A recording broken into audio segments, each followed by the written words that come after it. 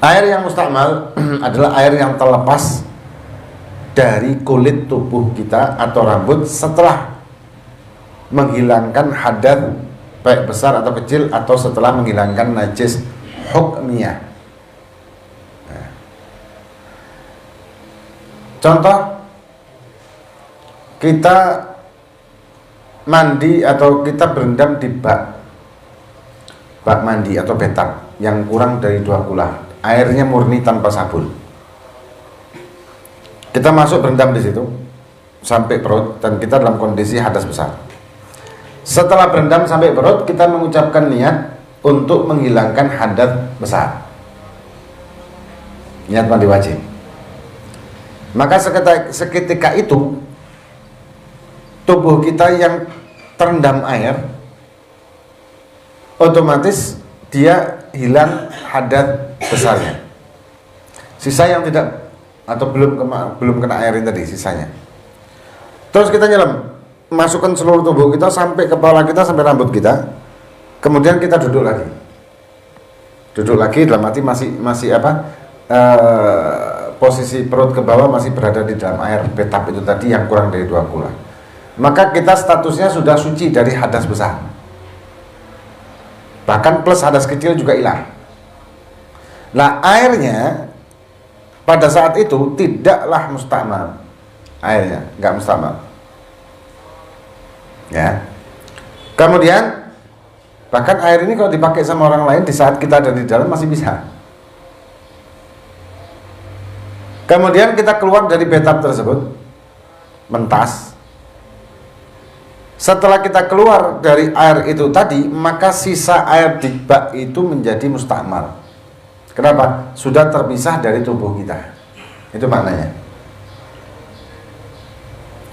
Nah, kemudian makna ikhtiraf di sini.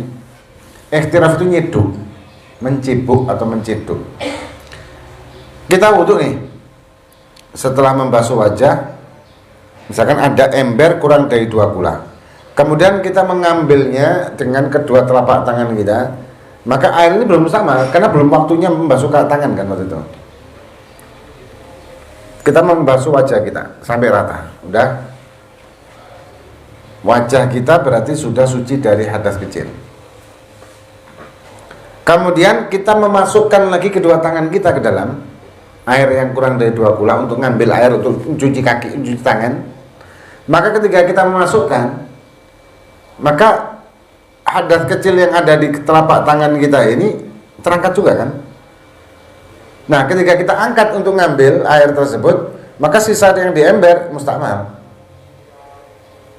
Kecuali ketika kita mau memasukkannya, sebelum posisi memasukkan air itu, kita niat untuk nyeduk toh, bukan menghilangkan hadas kecil di tangan kita, tapi niat untuk nyeduknya air itu tadi, dan kemudian kita memasukkan tangan kita di luar ember. Nah, itu sisanya tidak sama.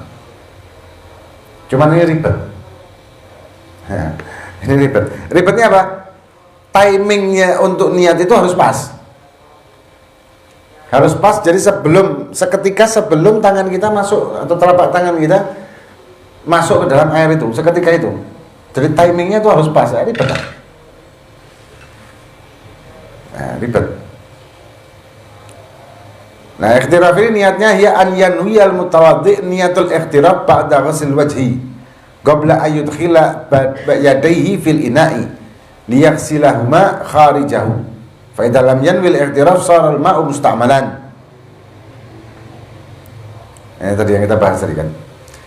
Niat ikhtiraf itu adalah niatnya seorang yang wudhu niat menceduk setelah membasuh wajahnya.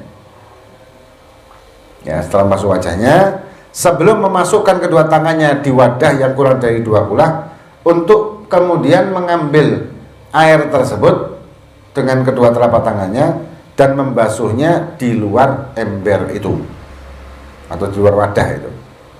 Kalau tidak niat ikhtiraf, maka airnya menjadi mustakmal yang tadi kita jelaskan tadi.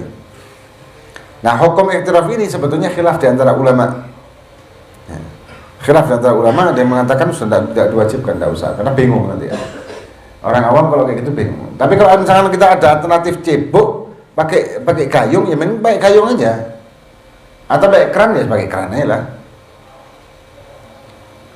Nah, kemudian itu air yang mustamal. Kemudian ada lagi air